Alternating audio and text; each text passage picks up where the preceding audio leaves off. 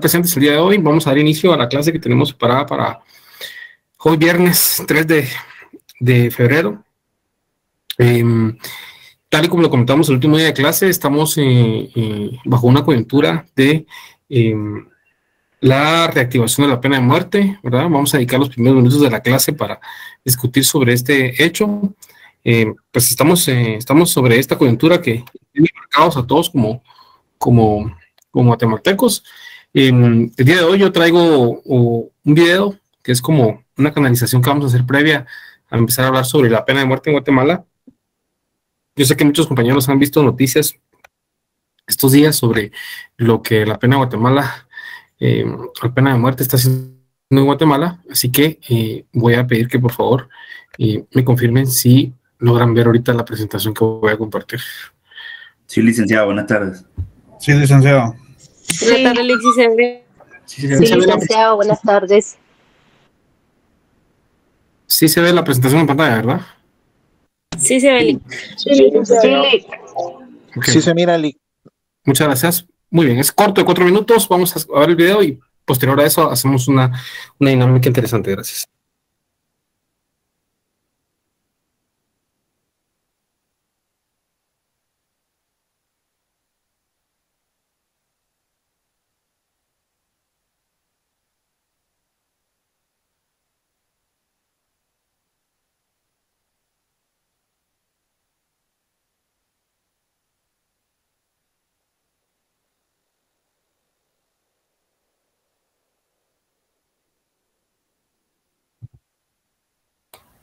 Lick, perdone, el audio tiene sonido.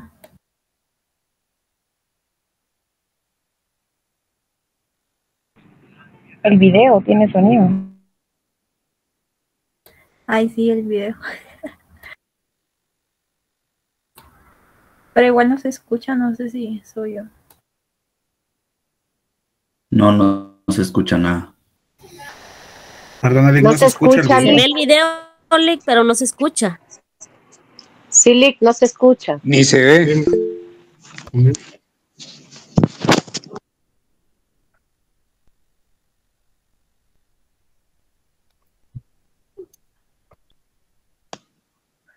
No lo veo, Lick, disculpe. Ok. Muchas gracias. Ahorita lo vamos a... Licenciado, disculpe el comentario. ¿No será que pueden compartir ese video por medio del grupo de WhatsApp que tenemos con su asistente? Por supuesto, ahorita lo vamos a compartir para que lo puedan ver. Muchas gracias.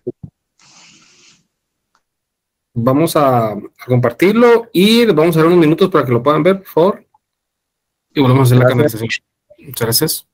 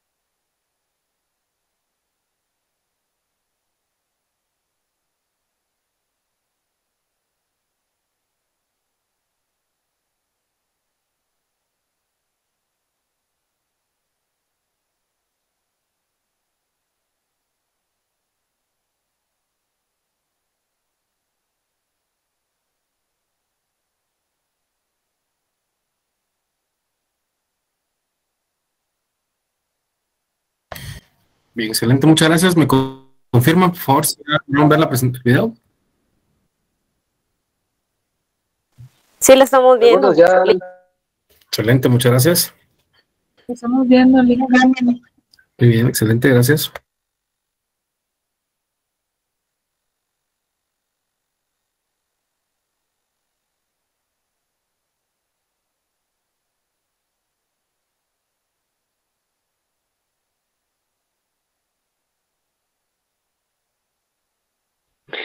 Buenas tardes, perdone, dijo que era de 4 minutos el video, pero acá dice 2.50, no sé si se envió una parte. Vamos a esperar unos minutos, ¿eh? Muchas gracias. Gracias.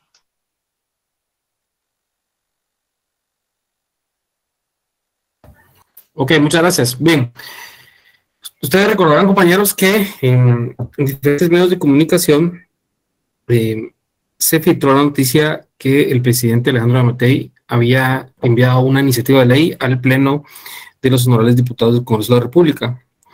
Esta iniciativa de ley tiene por objetivo principal que el presidente tenga, entre otras funciones, la de tener la posibilidad del indulto, ¿verdad?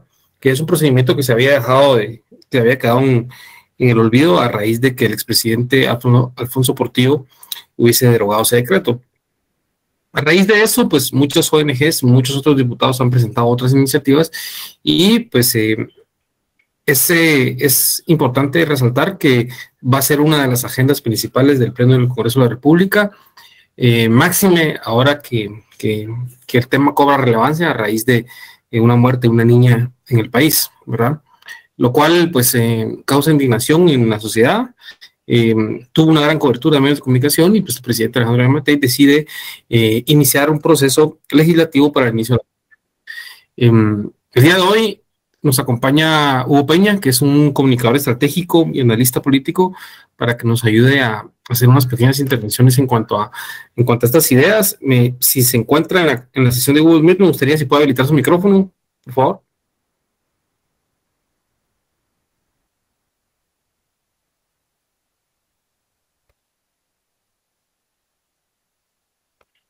Un momentito, por favor. Bien, vamos a contactarnos con él porque ya estaba dentro de la sesión, pero no entiendo por qué motivo no pudo ingresar. Así que vamos a contactarlo en este momento, un par de minutos y volvemos a retomar, por favor.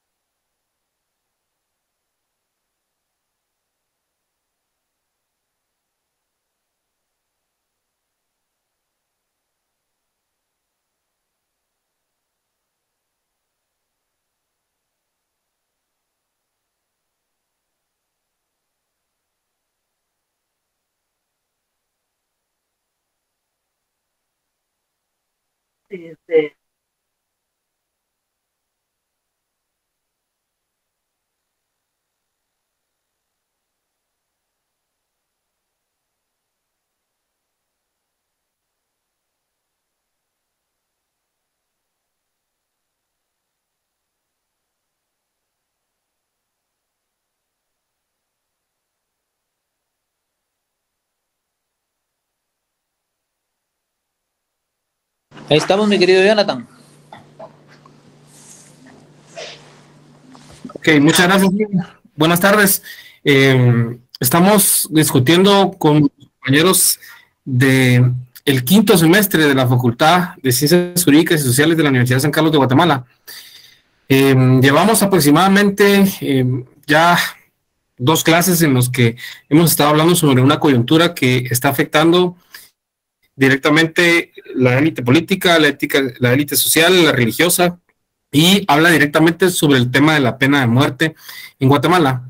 Se reactiva a raíz pues de un hecho lamentable en donde muere una niña más dentro de nuestra sociedad como Guatemala, y pues el presidente actual presenta una iniciativa de ley al pleno del Congreso para que ellos reactiven la posibilidad del indulto. Entonces, a mí me gustaría, si usted desde su experiencia como comunicador estratégico y como analista, ¿verdad?, del Estado, pudiera apoyarme con la perspectiva que a usted le merece estas corrientes, estas noticias que están circulando todos los días. Hugo Paña, para que ustedes lo sepan, compañeros, es comunicador estratégico desde hace muchos años, es sancarlista, es una persona que está dedicada a hacer análisis y pues tendrá un papel determinante en la coyuntura guatemalteca en los próximos meses. Y hoy le abrimos la puerta a la clase para que nos pueda dar su perspectiva. Y Hugo, te molestamos con tu opinión, y posterior a eso los compañeros podrán hacer un par de preguntas y hacemos una canalización de pregunta y respuesta. Muchas gracias, Hugo, bienvenido.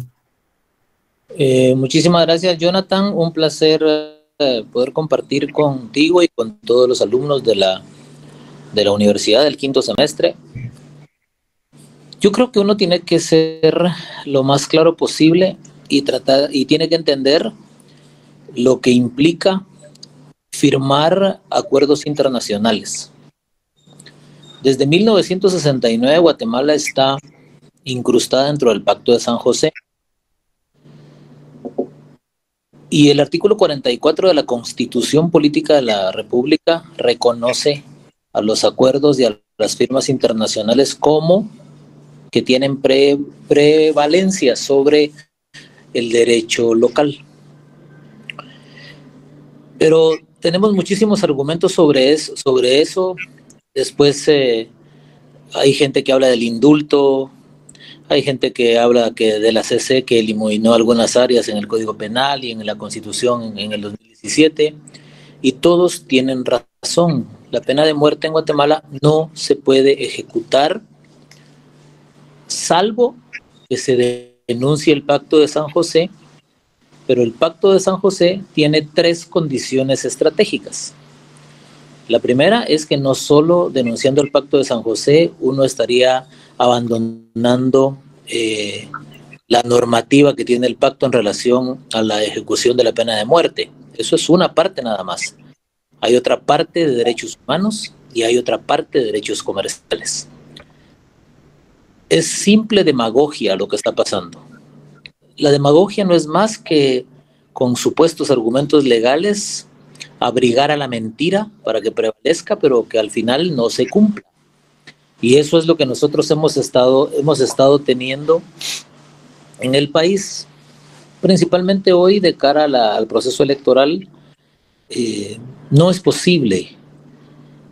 Nadie se va a arriesgar en las condiciones en las que está el país a salirse del Pacto de San José, a denunciarlo, a decir que no quiere más Pacto de San José, cuando existen esas 3 condiciones. O sea, se firmó en 1969, que es lo más importante, y ahí hay pactos comerciales, hay pactos de derechos humanos y hay pactos en relación al tema de la pena de muerte. Si fuera así, solo imagínense ustedes, nuestro socio comercial más importante el día de hoy, queramos o no queramos, lo aceptemos o no lo aceptamos, lo vivamos o no lo vivamos, tengamos los beneficios nosotros como clase media o no los tengamos, es Estados Unidos. El 38% del comercio, de lo poco que se produce en el país, porque se produce muy poco, porque hemos abandonado la producción en el campo. El problema más grave que nos tenemos es que el 38% de lo poco que se produce va a parar a los Estados Unidos porque nuestros mercados internacionales están cerrados. Y no es porque los países no quieran que abramos los mercados, no, es porque nosotros hemos tenido un pésimo manejo en el tema de las relaciones internacionales a través del Ministerio de Relaciones Exteriores, porque no hemos tenido relaciones exteriores que estén dedicadas a abrir mercados para el país, que nuestros productores puedan sacar de aquí sus productos, teniendo lo que nosotros tenemos, la mano de obra, el recurso natural, el recurso hídrico, el recurso mineral. O sea, todo lo que esta tierra tiene no se puede explotar porque simple y sencillamente le hemos tratado de cambiar la vocación histórica a nuestros pueblos indígenas. Esa es la verdad. Entonces, el tema de lo que pasa con la niña, cuando rebota, los problemas que tenemos de violencia, de inseguridad, de ausencia total de humanidad, violentando a nuestros niños, etcétera. El problema más grave que pasa por ahí es que Guatemala lo que tiene es un terrible problema económico.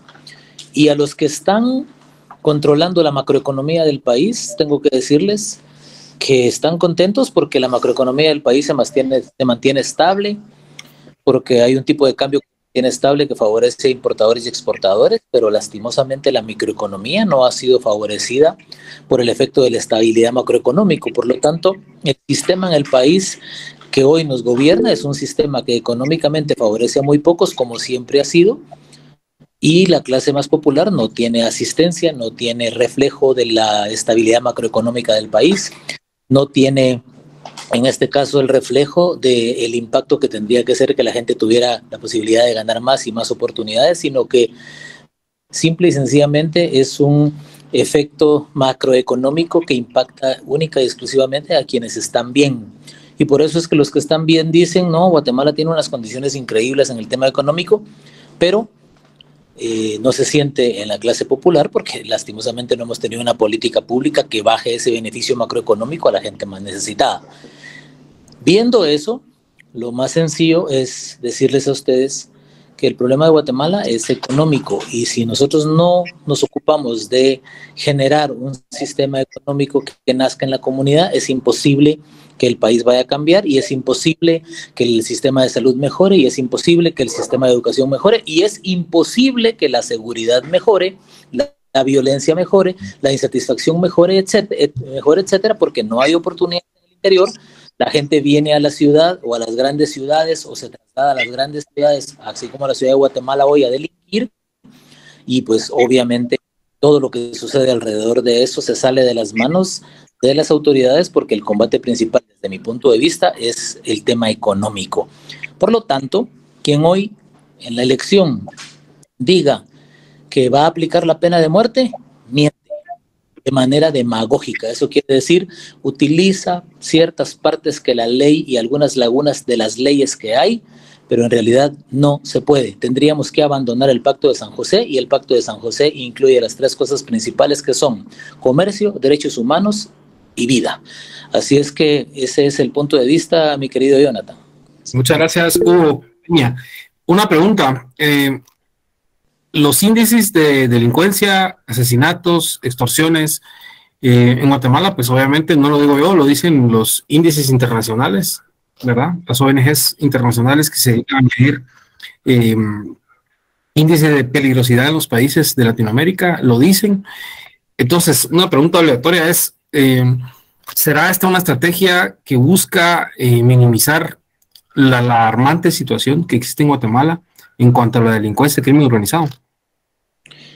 Yo creo que están buscando paliativos simple y sencillamente para aplacar el rechazo popular, en este caso, a las medidas o a la ausencia de la autoridad en la calle. Miren, nosotros estamos dentro de un sistema republicano y el sistema republicano se sustenta en el sistema que se llama república y en el modelo que fue adoptado por el país para la gobernanza y la gobernabilidad, que se llama democracia. La democracia es el método que la república como sistema utiliza para que nos pongamos de acuerdo y empecemos a caminar todos juntos y tratemos de tener una convivencia sana. Lo que menos tenemos aquí hoy es los principios de la democracia, que es que el poder decide. Eso es lo que menos hay. Lo que hay que rescatar es la república, porque la república es el principio del orden y la autoridad. Entonces, un mandato de ese tipo lo que hace es tratar de trasladar un mensaje de orden, de autoridad a la población para que en realidad perciba la gente que hay o que se está haciendo algo. Pero en realidad eso no va a solucionar la crisis que tenemos. Y menos con el sistema de seguridad ciudadana y menos con el sistema de seguridad de defensa y de seguridad nacional que tenemos, que son tres cosas totalmente distintas. Nosotros tenemos que, para combatir la delincuencia organizada, el crimen organizado, la mafia organizada del Estado, la delincuencia común, el sistema de extorsiones y todo lo que se ha venido acumulando, eso se convierte normalmente en algo que se convierte en un sistema o en un ciclo. Y los ciclos son procesos, y cuando a nivel delincuencial en cualquiera de las áreas que mencioné, el ciclo se cumple, se vuelve un hábito, se convierte en un proceso y se convierte en una industria. Y entonces aquí ya no se trata de únicamente un lío de policías y ladrones. Aquí el método que nosotros tenemos que usar tiene que ser total y absolutamente distinto para combatir eso. No es un asunto de seguir graduando policías de 6 meses, porque si hacemos un resumen de la calidad de los policías que estamos graduando de 6 meses y les hacemos un estudio de inteligencia operativa para corroborar el origen, estoy 100% seguro que hay muchísima gente infiltrada por parte de los 6 o los 7 grupos que están específicamente en el área de la delincuencia organizada. O sea, es muy complejo. El modelo de seguridad nacional y defensa lo tenemos que cambiar totalmente, así como el modelo de desarrollo económico. No podemos seguir teniendo un modelo de desarrollo económico que está centralizado en la ciudad de Guatemala. No lo podemos tener. Tenemos que cambiarlo ya, le tenemos que dar vuelta al país, porque aquí en la ciudad de Guatemala, que es donde vivimos, y voy a ser muy respetuoso con los que le voy a decir, o voy a tratar de ser respetuoso, vivimos en la ciudad de Guatemala, y los que vivimos aquí vivimos en una burbuja que está fuera de la realidad y del alcance de la oportunidad. La verdadera oportunidad está en el campo, está en el interior. Allá están los recursos naturales, los hídricos, los minerales, allá están todos los recursos, allá está nuestra gente, está la manufactura, está la habilidad que tiene nuestra gente de poder cosechar alimentos, de poder producir, pero nosotros estamos inmersos en una burbuja que se llama Ciudad de Guatemala, en donde nos hemos ido acostumbrando a habitarla, pero no a vivirla. La habitamos, pero no la sentimos. La habitamos, pero no la podemos compartir, porque nos tienen encerrados, porque la mafia organizada del Estado tiene el control total y porque lastimosamente eso trae como consecuencia que ante la ausencia de la oportunidad se prolifere verdaderamente la delincuencia común, la delincuencia organizada y los crímenes como los últimos que hemos tenido, que son verdaderamente lamentables. Muchas gracias, Hugo. Coincido en que el Pacto de San José no solo regula lo relativo a la pena de muerte, sino también hay muchos más derechos que adquirimos al momento de ratificar el Pacto de San José. Así que la salida de tomar acciones como gobierno, ¿sí?, para que se ejecute una pena de muerte cuando como Estado internacionalmente hemos ratificado abolirla, yo creo que son patadas de ahogado y no solucionan la situación de fondo, la situación total que se vive en el país. Rodolfo Fernández, levantaste la mano para hacer una intervención en cuanto a este debate que estamos realizando de la pena de muerte. Te escucho, gracias. Buenas noches, licenciado. Sí, solo tengo una duda que tal vez ustedes me pudieran aclarar acerca precisamente del Pacto de San José. ¿Quién tiene la potestad de denunciar dicho pacto? ¿Puede ser el presidente o tienen que hacer una consulta popular para tomar la decisión de salirnos de este pacto? Es una buena pregunta. Miren, El artículo 182 y 183 de la Constitución Política de la República le da al presidente la potestad de asumir en algún momento la posición de jefe de Estado. Eso quiere decir estar por encima de los 3 poderes que regulan el Estado de Guatemala o la República. El presidente, junto a otras 4 organizaciones, tiene la potestad de tener el derecho de presentar frente al Congreso de la República una ley o una moción o algo que verdaderamente afecte esto, pero sin ninguna duda salirse del Pacto de San José implicaría una consulta popular en donde la gente tendría que votar para poder determinar si la gente quiere seguir estando dentro de la sombría, en este caso, del Pacto de San José, que implica las 3 cosas anteriores. Eso sería una lucha terrible. Muchísima gente no lo entiende, sino que la gente se deja llevar por la pasión y el momento del dolor. Cuando el dolor y la necesidad toca la puerta, ahí volteamos a ver. Mientras el dolor y la necesidad no está presente dentro de nuestra vida, no volteamos a ver y somos muy indiferentes ante la realidad de los demás. Entonces, hay muchísimas cosas que habría que retomar en este caso, pero sí tendría que ser, entiendo yo, una consulta popular. Eso es lo que yo entiendo, pero eso implicaría que alguien tome la iniciativa de presentarlo frente al Congreso de la República, que podría ser el presidente de la República, o que se junten 5 diputados dentro del Congreso de la República y presenten esa moción, pero tiene que ser aprobada por el Congreso, y luego de eso el Congreso tendría que ordenar al Tribunal Supremo Electoral que monte una consulta popular con una pregunta única. La pregunta sería: ¿debe Guatemala seguir estando en el Pacto de San José? ¿Sí o no? Y a partir de ahí, sin medir las consecuencias, habría que tomarlo. No es fácil, es demagogia, es una oferta política imposible de cumplir, que la hacen únicamente en la desesperación de la gente, tocando sentimientos y corazones. Muchas gracias. Dora Esperanza estaba ya de hace rato también queriendo hacer una intervención. Dora, te escuchamos. Muchas gracias en cuanto al tema que estamos tocando. Buenas noches, compañeros y licenciados. Gracias por hablarnos sobre este tema que es bastante importante. Yo también coincido con usted, licenciado. Considero que son solo falacias y que están utilizando el dolor de la gente para hacer una campaña política, pues, porque la verdad es, si salimos del Pacto de San José, creo que sería también un retroceso como país, ¿verdad? Volveríamos a unas épocas que yo pienso que ya muchos ya quieren dejar en el pasado, y creo que eso solo va a ser una cortina de humo durante este proceso electoral y después va a quedar nuevamente en el olvido, y creo que no se vale que se agarren del dolor de las personas y de la situación, porque no es primera vez que una niña es violada y asesinada, ha pasado en años anteriores de este gobierno también. ¿Y por qué ahorita quieren remover eso, tocar ese tema? Porque les interesa tener el voto de las personas. Esa es mi opinión únicamente, licenciado. Muchas gracias. No, así es, tristemente, así es. Miren, yo tengo 61 años. Yo pasé por las aulas universitarias y en un cerrar y abrir de ojos uno se da cuenta que pasó el tiempo y que dejó de hacer lo que tenía que hacer en el momento en el que lo tenía que hacer. Mi recomendación a este grupo de jóvenes, porque pues obviamente les duplico y a algunos les triplico la edad, es que no permitan, y eso sí hay que expandirlo, no permitan que la mentira y la demagogia prevalezcan en esta elección. Y miren, no es un tema ideológico, no tiene que ver con derechas, no tiene que ver con izquierdas. Las derechas y las izquierdas en el país no tienen fundamento estratégico.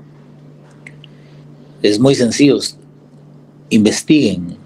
La derecha está fundamentada en el país desde los principios de Adam Smith en el año 1700 en Escocia. Y todos los principios de la izquierda que a nosotros nos han enseñado en la universidad están fundamentados a través de Carlos Marx, que nació en el año 1800 en Alemania.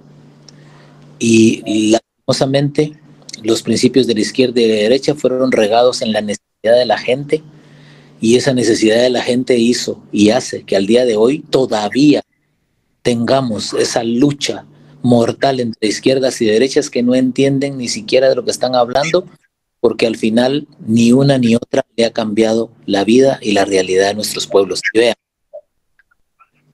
en 1985 se nace el nuevo periodo democrático del país. Han pasado 35 años, hoy somos el doble de la población y el mismo discurso de siempre.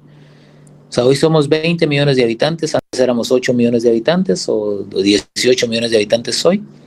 Y el discurso de hoy, y hace 35 años que ustedes probablemente no lo vivieron, sigue siendo el mismo. La diferencia es que con los mismos problemas y con el doble de la gente. Eso quiere decir, nuestros problemas cada día están peor. La invitación, jóvenes, es participen, no sean indiferentes. El país es de nosotros, es de todos. Y ustedes simple y sencillamente no son futuro, son presente. Ya están viviendo las consecuencias de la irresponsabilidad de la dirigencia nacional. Y cuando hablo de dirigencia nacional, no únicamente hablo de la dirigencia política, porque también hay dirigentes empresariales irresponsables, sindicales irresponsables, estudiantiles irresponsables, y cada dirigente que defiende un sector de manera irresponsable y egoísta y no es capaz de integrarse en pos de un nuevo país, no genera futuro, no genera desarrollo, y eso afecta directamente a los jóvenes de hoy, que son el presente. Así es que no se dejen, yo sé que ustedes no se van a dejar engañar, yo sé que ustedes van a ser muy sólidos en el criterio, porque es lógico que hoy estamos más informados que nunca porque tenemos la red social a la mano. Eso yo lo súper entiendo, pero les pido de corazón, también manifiesten en sus familias, porque la pena de muerte no se puede. Es una instancia de participación política que permiten generar estados de ánimo que afectan psicológicamente la decisión y el impacto que eso podría traer en el país. Así es que, de verdad, ustedes son el futuro, ya son presente, pero son el futuro. Ustedes van a tener que tomar decisiones más adelante, y empecemos por entender que cuando nos comprometimos al Pacto de San José en el año de 1969, nos comprometimos a muchísimas cosas que hoy es muy difícil salir de ahí. Por lo tanto, ofrecer es muy sencillo, pero cumplir es muy complicado, ese tipo de condicionamientos. Muchas gracias, Hugo. Cristian y Alan, vamos a esperar unos minutos. Hugo, muchas gracias por atender la llamada. Yo entiendo que ahorita se encuentra un proceso grande de trabajo y de gira. Como sección o como clase, nos gustaría aportar desde la academia, que es nuestro fuerte. Entonces, tengo entendido también que su colectivo está interesado en presentar una propuesta que dé el camino correcto al tema de la pena de muerte, para que la población no se deje engañar, y pues como sección nos interesaría también nosotros involucrarnos con su persona, que nos tome en cuenta y que como colectivo lo hagamos juntos. Muchas gracias, Hugo. Y pues nosotros no vamos a hacer ninguna propuesta que tenga que ver con el tema de pena de muerte. Nosotros lo que vamos a hacer es una propuesta de seguridad nacional y defensa que nos permita hacer un sistema mixto de protección ciudadana, en donde todos tengamos la posibilidad de protegernos. No podemos salirnos del Pacto de San José, es imposible, estaríamos votando muchísimas cosas. Y no solo es un tema de pena de muerte, es un tema que tiene que ver con el comercio y que tiene que ver específicamente con el tema de derechos humanos. Si ya tenemos problemas con el tema de derechos humanos, porque se dejan de respetar muchísimas veces, imagínense ustedes si estamos fuera de esto, no, estaríamos, como bien dijo la compañera, retrocediendo muchísimos años. Habrá cosas en las que tendremos que retroceder porque se han dejado de hacer, pero hay cosas en las que avanzamos, en las que tenemos que protegerlos. Lo que tenemos que ser es innovadores del mercado de la seguridad nacional y defensa, porque todo está regulado, todo está en ley, pero hay que entender no solo al país, sino que las leyes del país, la diversidad del país, respetar la diversidad del país, pero utilizar cada uno de los gramos que tenemos en temas de diversidad para verdaderamente ser mucho más fuertes y mucho más poderosos. Pero nosotros vamos a estar haciendo una propuesta seria, muy seria en temas de seguridad nacional y defensa, mi querido Jonathan. Les agradezco el espacio. Les dejo un abrazo inmenso. Muchas gracias por permitirme participar con ustedes. Y de verdad, Jonathan, aquí estamos a la orden para cuando ustedes lo necesiten. Gracias. Gracias, Hugo. Por ahí dejamos el enlace de tu perfil para las personas que estén interesadas en todos esos puntos de vista que puntualmente expone usted semana con semana. Entonces, por ahí vamos a agregarlo a nuestra red social y por ahí vamos como clase, vamos a tomar una propuesta integral. Muchas gracias, muy amable, Hugo. Feliz noche. Un abrazo. Con una dinámica. Muchas gracias. Muchas gracias. Gracias. Gracias, Liz. Bien, muchas gracias, compañeros. Vamos a continuar. Para la otra semana tengo preparado invitar a un exdiputado que es un constituyente. ¿A qué me refiero con un ex constituyente? Recordarán ustedes que la actual Constitución Política de la República de Guatemala cobra vigencia a raíz de la Constituyente de 1985, es decir, se convoca a una elección para elegir a diputados al Congreso de la República única y exclusivamente para que preparen y elaboren el proyecto de Constitución, que es la Carta Magna. La Constitución que todos tenemos en nuestra mano es producto de una constituyente de 1984. Ahora, ya quedan muy pocos legisladores vivos a raíz de la constituyente del 84. La Constitución Política cobra vigencia en el 85. Vamos a invitar a uno de los constituyentes que tuvo a su cargo en la elaboración de la Constitución que tenemos el día de hoy, para preguntarle de primera mano qué piensa a raíz de la coyuntura de lo que estamos viviendo como guatemaltecos en cuanto a la reactivación de la pena de muerte. Un tema que no nos debemos tomar como irrelevante en virtud de que afecta directamente a todos los guatemaltecos, y como lo decía en la clase el día del día miércoles, en un sistema judicial tan corrupto como el de Guatemala es un peligro, ¿verdad? Cristian, Alejandro, te escucho, decía. Licenciado, muy buenas noches. Yo tengo una consulta referente a lo que estaban hablando, es más que todo de historia. La firma del Pacto de San José fue en 1969, pero en el video que usted compartió, los últimos fusilamientos fueron en el año de 1996 en el gobierno de Efraín Ríos Montt, y anteriormente se habían dado, bueno, en 1997. Entonces, mi pregunta es, ¿en base a qué hicieron estos fusilamientos y el Pacto de San José restringe ese tipo de actuar? Disculpe, Lic. Sí, le comento, cuando un Estado, es decir, cuando yo les hablo del Estado de Guatemala, les hablo sobre la comitiva que nombra el presidente para que vayan a representar a Guatemala al exterior. En este caso, en el Pacto de San José, hay una comitiva que está integrada por el ministro de Relaciones Exteriores, el director del Consejo Nacional del Migrante, por ejemplo, el director del Instituto de la Defensa Pública Penal, el fiscal general de la República, ONGs, sociedad civil, etcétera. Esta comitiva se va a ONU, ¿verdad? En este caso a Ginebra o a Nueva York, a negociar las condiciones por las cuales el Estado de Guatemala va a aceptar el Pacto de San José, ¿verdad? El Estado de Guatemala en ese entonces, yo no tengo acceso al protocolo de condiciones que el Estado de Guatemala aceptó, pero vamos a conseguirlo y lo vamos a poder también socializar. El Estado de Guatemala puede solicitar que se quiera adherir al Tratado de Comercio Internacional porque tiene mucho recurso normativo bueno que se puede aplicar al Estado, a todos los ciudadanos guatemaltecos, pero también puede declarar parcialmente no aceptar algún cierto tipo de normativa, ¿no? Pero recuérdense que veníamos de gobiernos militares, ¿verdad? Entonces es probable que los fusilamientos de 1996 hayan dado final a esa forma de ejecutar la pena de muerte, ¿verdad? Sobre todo porque recordemos que éramos muy vulnerables por el tipo de delitos a los cuales podía ser una persona condenada con la pena de muerte, ¿verdad? Tales como asesinato, parricidio, plagio y secuestro. Entonces era muy fácil que cualquiera de los que estamos en la clase el día de hoy caigamos en un problema como ese, ¿verdad? Más adelante voy a tocar un tema de un ex compañero mío de la facultad que hasta el sol de hoy está privado de libertad por un tema de esos. Alan Galvez, te escucho, muchas gracias. Muy buenas noches, licenciado y compañeros. Sinceramente, el tema de la pena de muerte, pues es un tema delicado y muy complicado, como había dicho el licenciado Hugo.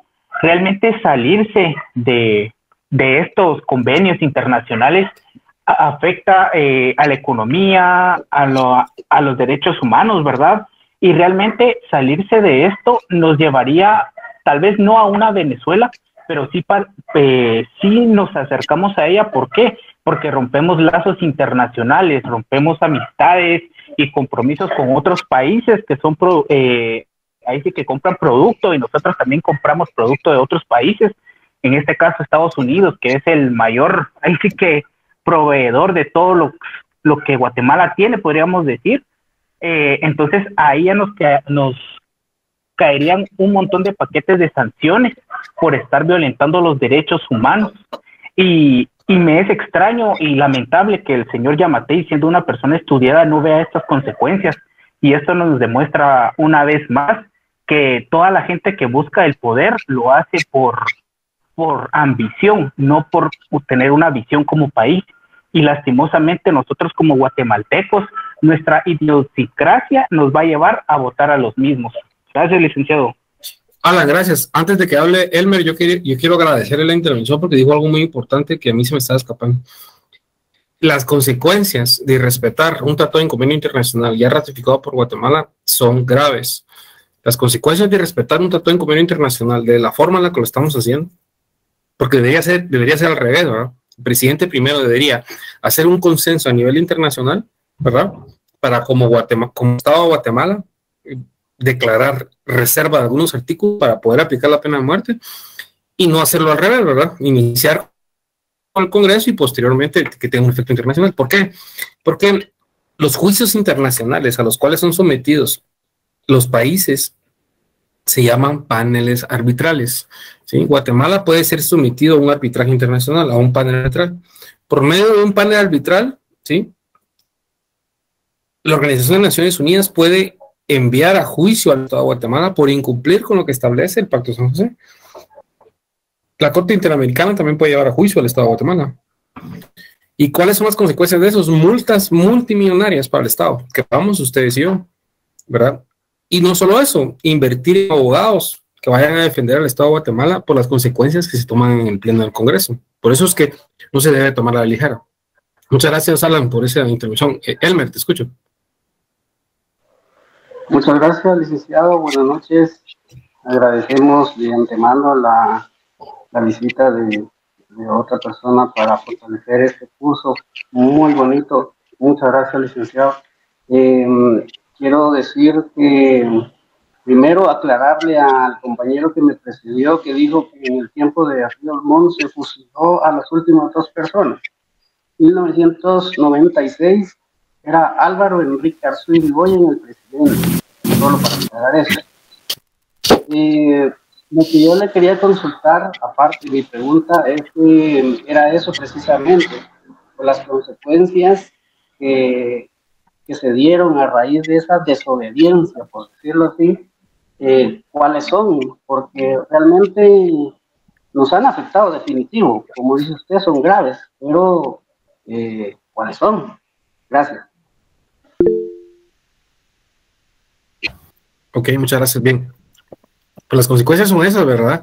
Que Guatemala puede ser sometido a un panel arbitral en donde puede ser sancionado por irrespetar los tratados y convenios internacionales que ya ratificó. Y como Elmer también puntualmente tiene una duda muy directa en cuanto a la jerarquía normativa de las normas en Guatemala, me gustaría poder aprovechar el momento, ¿verdad? En virtud de que para mí esto es un punto clave. En este momento les voy a enviar una pirámide de Hans Kelsen, ¿sí? La voy a enviar al chat de WhatsApp que tenemos como clase. Esta pirámide de Hans Kelsen, ¿sí?, explica la jerarquía normativa del derecho guatemalteco. Vamos a ubicar a los tratados y convenios internacionales para poder, posterior a eso, poder entender y explicar lo que Elmer García nos consulta. Ya la envié al chat de WhatsApp para que lo tengan ahí. En un momento lo vamos también a compartir aquí en pantalla. Mercedes, que nos está escuchando, que es mi auxiliar del curso de la cátedra, usted también nos preparó también una explicación en cuanto a la solicitud que hace el presidente de la nueva materia al honorable pleno de los diputados del Congreso de la República. ¿Podría usted ampliarme ahí ese tema, por favor? Buenas noches, licenciado, ¿cómo está? Buenas noches, compañeros. Sí, efectivamente, Lic, este es un asunto bastante delicado, como lo decía el licenciado Peña en un inicio, porque podemos ver cómo es que en la antesala de las elecciones del proceso electoral 2023, el partido oficialista, que es el del presidente, empieza a tejer su telaraña para poder seguirse quedando o darle continuidad a su equipo de trabajo, darle continuidad a los diputados y obviamente a su partido político, porque hemos visto anteriores elecciones donde los partidos políticos oficialistas desaparecen por el mal desempeño que han tenido en la administración del gobierno. Recordemos todos que el Ejecutivo es un administrador de gobierno. Nosotros tenemos 3 poderes. Esos 3 organismos actúan de manera autónoma, son independientes y ninguno de los 3 tiene subordinación con el otro. Esto significa que el organismo ejecutivo es el administrador de todos los bienes y recursos del Estado, delegado por nosotros. Nosotros somos quienes elegimos al gobernante y a sus ministros los elige él. Él con su gabinete de gobierno lo que hace es administrar los recursos del Estado.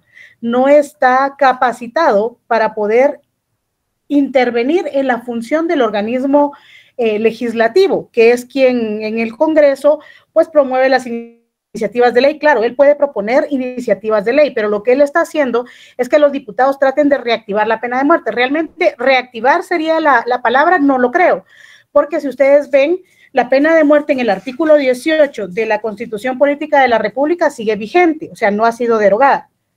Resulta que los países van avanzando de forma trascendental y de forma más humana con los tratados y convenios internacionales en materia de derechos humanos. ¿Qué significa esto?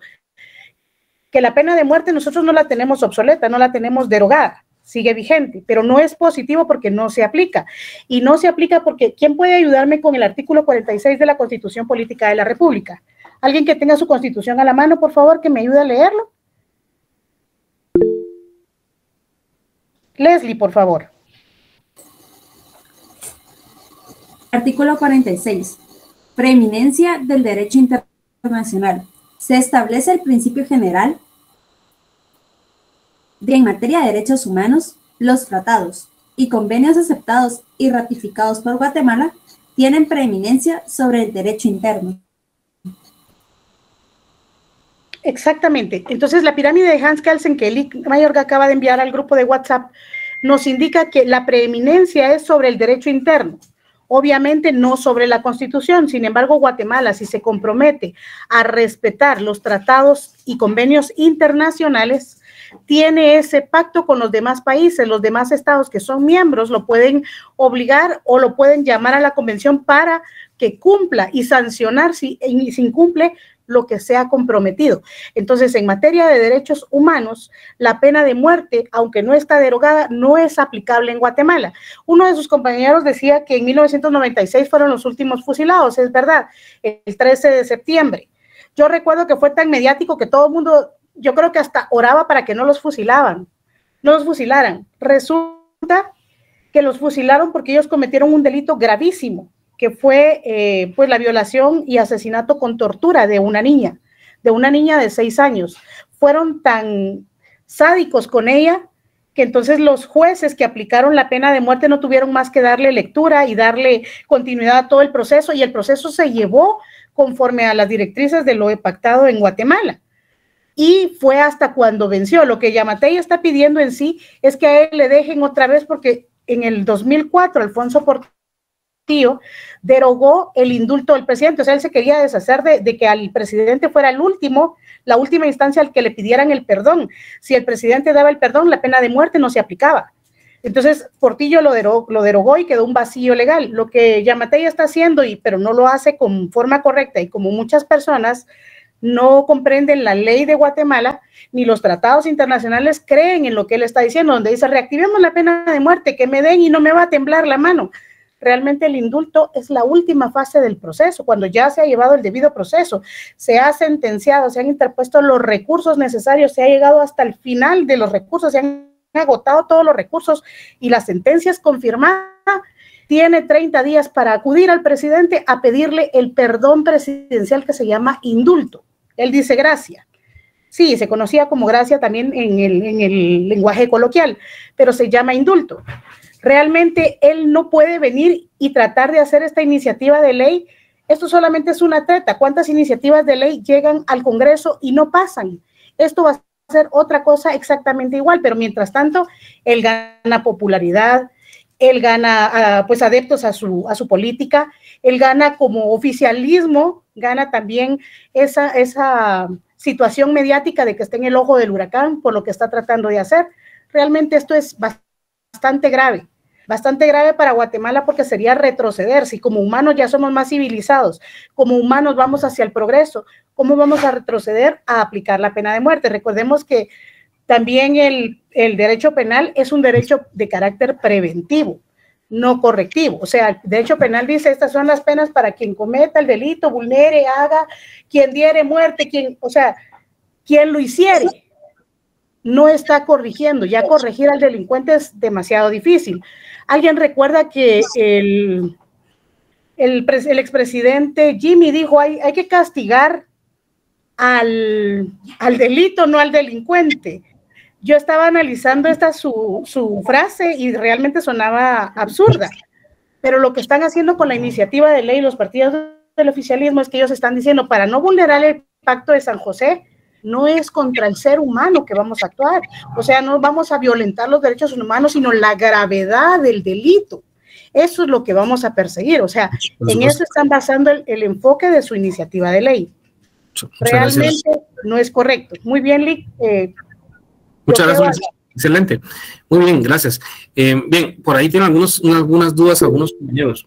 El documento es llamado Convención Americana sobre los Derechos Humanos, o conocido también como Pacto de San José. Recordemos que el artículo 18 de la Constitución Política de la República de Guatemala y el artículo 35 del Código Penal, ¿sí?, ventila todo lo relativo a la pena de muerte en Guatemala.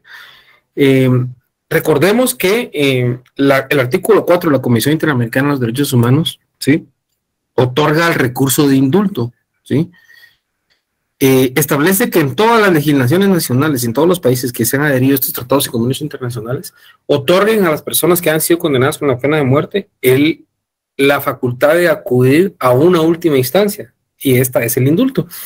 Como en Guatemala no existía, ¿sí?, se legisló, ¿verdad? Se legisló el decreto 159, ¿sí?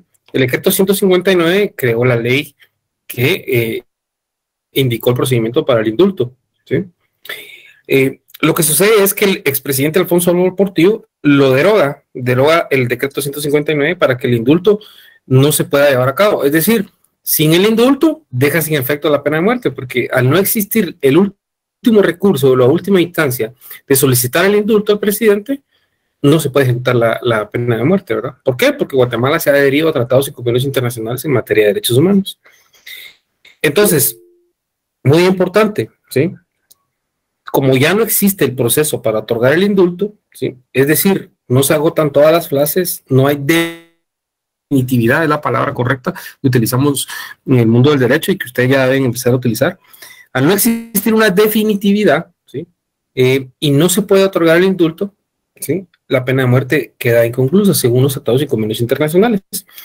Ese es un motivo. El segundo motivo por el cual también existen ya prohibiciones para ejecutar y aplicar la pena de muerte es que la Corte de Constitucionalidad declaró inconstitucional la pena de muerte, ¿sí?, no en todo el articulado, ¿sí?, únicamente en cuanto a los delitos, ¿sí?, en los cuales son aplicados: asesinato, parricidio, plagio y secuestro y parricidio.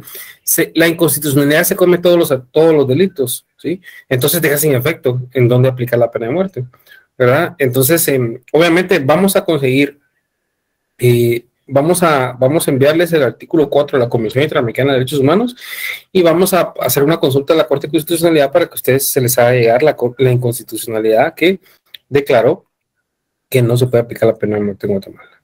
Entonces, por esos dos motivos es que existe un debate grandísimo en cuanto a la pena de muerte. Este es un debate que se abre año con año. Fernando Drajeda, le escucho, por favor. Muchas gracias. Buenas noches, licenciado, compañeros. Un gusto, gracias por la oportunidad.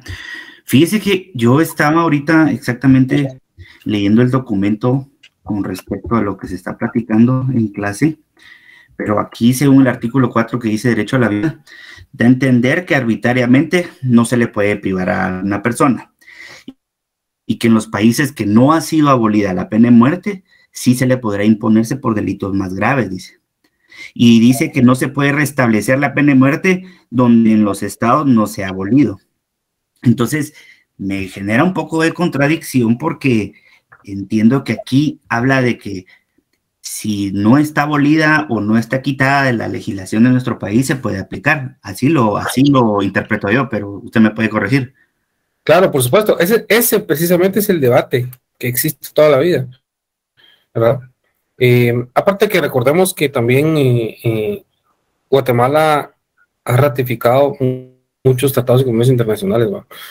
Entonces es muy difícil que hoy en día un juez se anime a decretar una pena de muerte dentro de su resolución al dictar sentencia. Sobre todo porque recordemos que esa sentencia se puede volver impugnable ahora, ¿sí? Se puede impugnar desde los tratados y convenios internacionales. No sé si todos pueden prestar atención principal a la pirámide que les envié. Me confirman si ya todos la tienen. Sí, Lick. El artículo 46 de la Constitución Política de la República de Guatemala, ¿alguien se lo puede leer, por favor?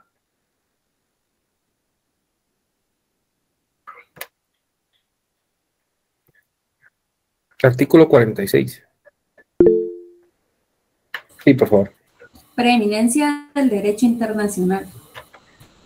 Establece el principio general de que en materia de derechos humanos, los tratados y convenios aceptados y ratificados por Guatemala tienen preeminencia sobre el derecho interno. Ok, derecho interno. Ahora, yo le voy a dar lectura y me gustaría que todos me lleven también la línea de la lectura.